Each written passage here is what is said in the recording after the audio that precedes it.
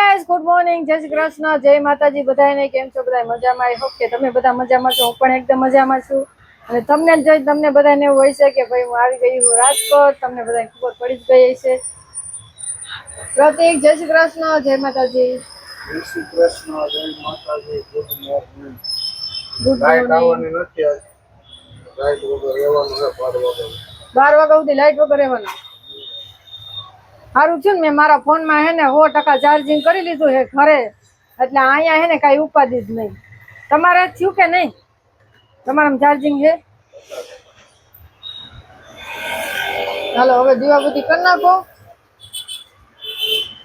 તો હું ભાઈ હમણાં આવી જાય, દીવાબત્તી કરી લઈ પ્રતિક ને એવું બધું કરી નાખે. ઘરે મેં થોડા ઘણું બધું કામ કરી નાખ્યું છે. પણ તમને બધાને એવું થતું હોય છે કે આ બેન જઈ હોય તો એ દુકાને જ કેમ બ્લોગ ઉતારે, ઘરે કેમ બ્લોગ નથી ઉતારતા. એવું નથી, ઘરે બ્લોગ ઉતારવું.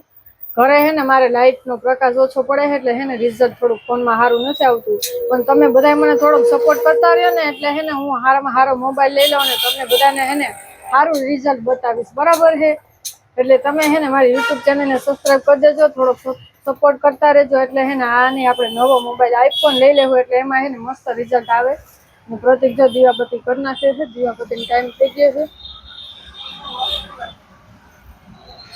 આજ તો ગરમીનું રેવા હે નહીં, પંખો નહીં, કાંઈ નહીં. આ બાયણું ખુલ્લું રાખજો પ્રતિક, બાયણું ખુલ્લું રાખવું પડશે આજ તો, કારણ કે લાઈટ નથી. 12:30 સુધીનો આજે કાપ છે. પ્રતિકને ખબર પડી ગઈ કે એને કાંઈક મેસેજ આવ્યો હોય છે, એટલે 12:30 સુધી લાઈટ નથી આવવાની. એટલે 12:30 સુધી આપણે લાઈટ વગર રહેવાનું હોય.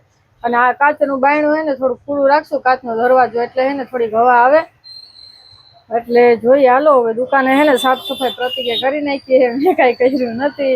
એમાં એવું છે, હું મારા મમ્મીના ઘરે મારા ઘરે 2-3 દિવસ ગઈ ને તો એ ને મને હાથ પગ ને એવું બધું દુખે છે. થોડુંક મને મજા જેવું નથી. અને એક જ મિનિટ, હાથ પગ ને એવું દુખે. હાથ તો બહુ દુખે, પગે બહુ દુખતા હતા. એનું કારણ છે કે મેં હે ને કોઈ શું કહેવાય, હું આવી ને ત્યારે મેં બસમાં રિઝર્વેશન નહોતું કરાવ્યું. માંડ આવી હું. પ્રતિક કે જવા દે ને, રિઝર્વેશન નથી કરાવવું, જગ્યા મળી જાય. મેં કીધું જગ્યા મળી જાય તો ઠીક છે, નકર મેં કીધું હું બસ સ્ટેન્ડે કલાક બેસીશ, તમે મને મેં કીધું રિઝર્વેશન કરાવી દઉં, બીજું કાંઈ નહીં. ફાઇનલી પછી હું આવી ગઈ, જગ્યાએ મને મળી ગઈ ને હું આવી ગઈ ઘરે. અને બે લેડીઝ મારી બાજુમાં બેઠી હતી ને, એક તો પાડી, હાવ જાડી પાડી કેવી હતી. અને હું તો હાવ એટલી જગ્યામાં બેઠી હતી. મેં કીધું ઠીક, એટલી બેહવાની જગ્યા તો મળી, નકર 3 કલાક ઊભું રહીને આવવું પડે. એની કરતાં તો સારું એટલી જગ્યામાં બેહવા તો જગ્યા તો મળી બેસવાની, નકર તો એ જગ્યા ન મળે. એટલે જો ગાઈસ આવું છે. મસ્ત મજાના નાહી ધોઈ નાખ્યા, ફ્રેશ થઈ ગયા છીએ, નાસ્તો કરી લીધો છે ને આવી ગયા દુકાને. થોડું ઘણું કામ પૂછી ગયું ને દીવાબત્તી થઈ ગયા છે. હવે બોણીની રાહ છે, બોણી થઈ જાય એટલે મારે જવાનું છે એક જગ્યાએ બહાર, એટલે હું પછી જઈશ બારે. કા પ્રતિક? પ્રતિક, હા. હું નહોતી તો તમને મારા વગર ગમતું કે નહીં? નહીં. હા શું બોલો ને, ખોટા હું ખાવું? ના જરાય નહોતું ગમતું. હું અહીંથી કઈ કહી તો તમે બહુ રાજી થતા હતા. હા જાય તો સારું. કેમ તમે મને કીધું નતું? એક દિવસ ગયું, શાંતિ મજા આવી, પછી તો જરાય ન ગયું. એટલે તને રોજ ફોન કરતો હતો, વિડીયો કોલ જવા દો ને, કાંઈ ફોન નહોતા કરતા. કરતો તો રોજ ફોન. કાંઈ નહોતા કરતા, હું સામેથી કરતી.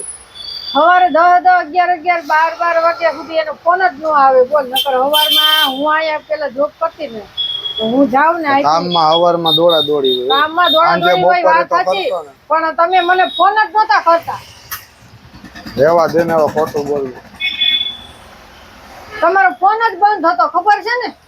હું તો સવારમાં બંધ જ હોય, બપોરે ને સાંજે જ ચાલુ હોય મારો ફોન.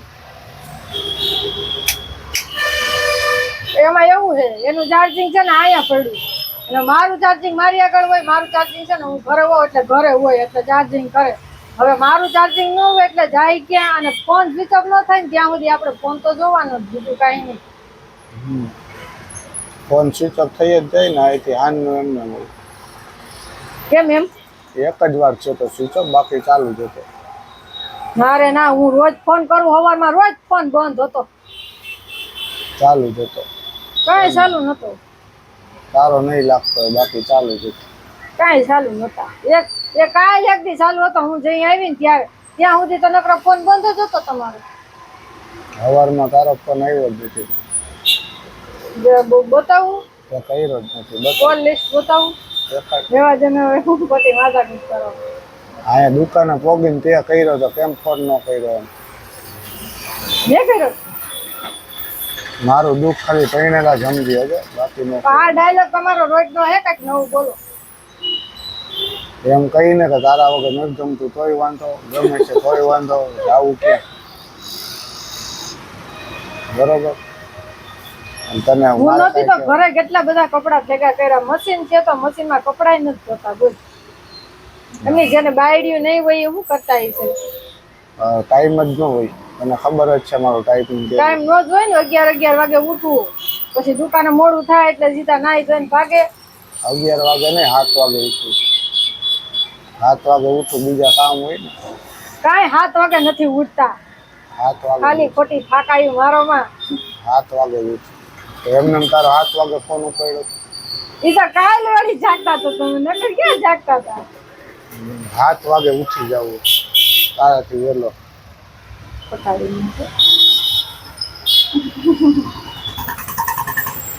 પછી ઘરમાં નકરી હું આવી તો ઘરમાં નકરી વાસ આવતી હતી.